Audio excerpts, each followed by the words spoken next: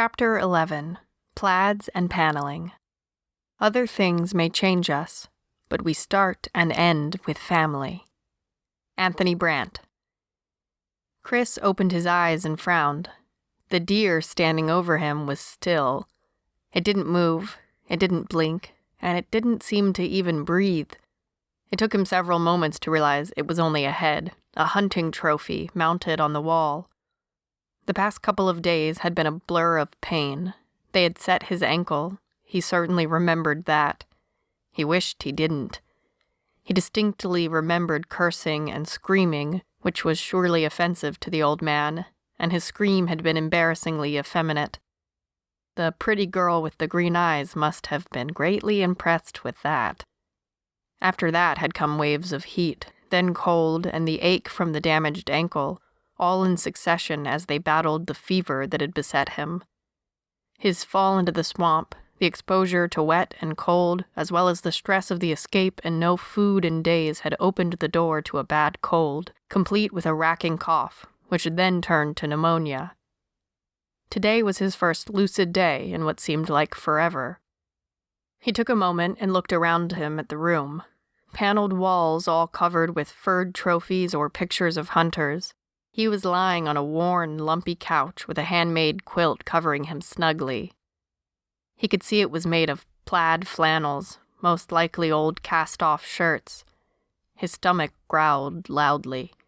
How long had it been since he had eaten? He dimly recalled Green Eyes, what was her name, spooning broth into his mouth. When had that been? Last night? A lively young face appeared in his field of vision. Hazel eyes and pixie nose, and damned if he could remember this one's name either. "You're awake," she grinned at him, and then turned and yelled over her shoulder, "Hey, Carrie, tell Gramps that he's awake." It was Gramps that answered, "Stop your bellowing, child, I'm right out here." From his position on the couch, Chris could see that this den opened into a short hall and a kitchen beyond. The old man set down the basket of eggs he had just brought in from outside and made his way slowly into the room. "So you finally lucid, boy? You've been near to dead for 6 days. 6 days. 6 days he could barely remember. His brain was still fuzzy from sleep as he tried to figure out how far he'd come and how long it had taken. Weeks? Months? He would later map it out and discover that he had traveled for nearly 300 miles. He'd just kept going, kept running. It hadn't made sense, not then, and certainly not now. Who the hell ran towards Tennessee, anyway? Yet here he was. The old man was standing there, waiting for Chris to open his mouth and say something, anything. "Thank you, sir, for not shooting me." What else could he say? The old man laughed. He laughed until he choked, and then bent double to recover. He grabbed Chris's shoulder for support and managed to wheeze. "Boy, you are something, you truly are. You've been gabbing on for days about Jess and Aaron and Alan, and I figure I know more about you than you know yourself." He took Chris's hand in his and firmly shook it. "I'm Fenton Perdue, by the way, and I'd like to think I made the right choice in saving your sorry ass. But I'd sure like to hear how a Missouri boy ended up in this neck of the woods. Sure, and how I would." The older girl, Carrie, had slipped into the room. On her heels was a young boy, maybe 5, maybe younger. His hair was blonde, and he had the same emerald green eyes. Carrie didn't look old enough to be his mother, but he leaned against her, his eyes locked on Chris. Fenton followed Chris's gaze. "That's my grandson, Joseph, and of course you already met Liza and Carrie. You remember that, right?" "Yes, sir, I remember." His stomach groaned loudly, and Liza giggled. "Well, shoot, boy, I plumb forgot my manners." Fenton looked embarrassed.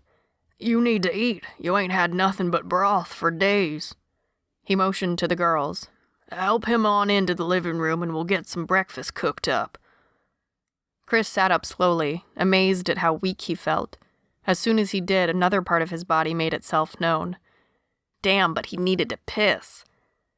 I think I can make it on my own," he said as the girls tried to take his arms and lift him up. Could I use the facilities? Liza snickered, and Carrie just rolled her eyes at her sister. She smiled at him, a nice smile, and held his arm firmly as he slowly stood up. A wave of dizziness washed over him, and black spots appeared before his eyes. As his vision cleared, he realized he was leaning heavily against the girl. His head had settled against hers, and she was desperately trying to hold his weight. Her hair smelled of wood smoke and sage. He had never been near a woman that smelled so wonderful. No perfume in the world could compare. He closed his eyes and sniffed again. The uneasy tone in Carrie's voice snapped him out of it, as did the now screaming urgency to pee. He muttered an apology and took some of his weight back, battling the dizziness and the sharp protest from his damaged ankle, and allowed her to guide him down a dark hall to the bathroom. There was a bucket of water inside, sitting next to the toilet. We lost water pressure a few months ago, so just do what you need to do and then I'll come in and flush it out with the bucket, okay? Yeah, okay. Thanks, Carrie. She vanished from the open door. The bathroom was very dim. It didn't have any exterior windows, and what light there was came from a bedroom off of the hall. The old man had mentioned breakfast, so it must be morning. He pulled the pants down and sat on the toilet, too exhausted to stand, and closed his eyes in relief. A few moments later, she came in as he was wrestling with the bucket while trying to balance on one leg. I said I'd do it. I know, His voice trailed off. He could barely stand, barely walk, felt as weak as a kitten, and all he wanted to do was sniff her hair again. She just smelled so... His vision blurred again. He needed food, and he really needed to sit the hell back down. Liza, Gramps, help! He could hear Carrie's voice calling from far away, and he came to with a start as he crashed to the ground, rapping his broken ankle sharply against the bathroom cabinet. Hands grabbed him on all sides, pulling and pushing him to a standing position. They shuffled awkwardly back down the hall with Carrie directing. No, Gramps, not back in the den. Let's get him out to the living room. We can prop him up and feed him easier there. Before long, he was settled in what he was sure was the most comfortable recliner he had ever had the luxury of sitting in. I don't see why he's got to sit in my chair, Fenton grumbled. It'll be easier to set a table up for him here. But he's in my chair. Oh, Gramps, you'll live. And with that, Carrie walked into the kitchen and began cracking eggs and turning the oven on to heat. I'm fixing biscuits and gravy with eggs on the side, she announced, her hands busy. Joseph, go grab us a jar of peaches and dish some up for... We don't even know your name. It's Chris Aronson. He fell in love in that next moment, the moment the girl turned and smiled at him. Her teeth were perfect, and her smile dazzled him. Hi, Chris. She turned back to her brother. Get some of those peaches in a cup for Chris, Joseph, and stop gomping at him. He don't bite. The little boy filled the bowl, and Chris attacked the offered food, trembling weakly as he tried to hold himself back from inhaling the peaches. Eggs replaced the peaches, along with a cup of steaming black coffee. After that followed the biscuits and the gravy, and Chris ate everything they placed in front of him. He even ran a finger along the plate to catch the last bits of gravy and crumbs.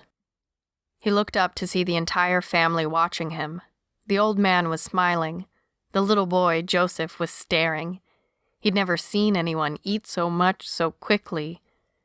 And the girls looked pleased, especially Carrie, when he licked his finger clean of gravy and thanked her. Now, boy, Fenton said. His name is Chris, Liza inserted. I know what the boy's name is, girl, Fenton snapped. Now, boy, Chris. He rolled his eyes at Liza. We'd sure like to hear about how you ended up in Tennessee.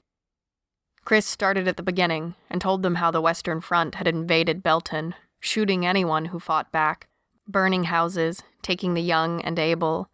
He explained how his sister and two of their friends had also been held in the camp, how they had planned an escape. He told them he had run southeast of the camp for more than 20 miles and thought he had escaped successfully and planned to turn north and circle around Springfield and head back towards Belton when 2 soldiers had caught him, beaten him, and tied him up. I found out that my sister and everyone who had escaped that night had already been captured, and that I was the last one left. They said Cooper was in charge now and that he had... He broke down then, unable to repeat the terrible, soul-killing things the men reported that Cooper had done to Jess before he killed her and Aaron and the rest. Everyone I know is dead. My parents, my sister, my friends. His eyes were dark holes of pain. They were planning on taking me back to camp, but I managed to kill both of them. If I hadn't, they would have never stopped hunting me. He looked at them then. The girls had tears in their eyes. After that, I took the truck, drove it until it was out of gas, and then I just started walking. I don't know what I expected to find or where I was planning on going. I just couldn't stay there. And I kept going until I fell into that swamp and lost my gun. Lake, Fenton corrected. Huh? Oh, yeah, right, Lake, and that's when you found me. Carrie asked softly, And where would you go once you're healed? Chris tried to imagine what tomorrow would bring and simply shrugged. I've got nowhere in particular to go. My family is gone. I don't want to fight in another man's army, especially not one that killed everyone I loved. His voice trailed off. He hadn't really thought about what he wanted to do or where he would go. He'd just kept walking and tried not to think about anything more than food, shelter, and basic survival. A wave of exhaustion hit him then. The moving around for the first time in days, the massive amount of food he had just eaten, all of it hit him at once and he drooped. Boy, you are all done in. Close your eyes and get some shut-eye. We'll talk later. As Chris closed his eyes gratefully, the old man sighed and shook his head. And, of course, he's in my chair. The last thing Chris heard before he succumbed to sleep was Carrie. Oh, Gramps, you'll live.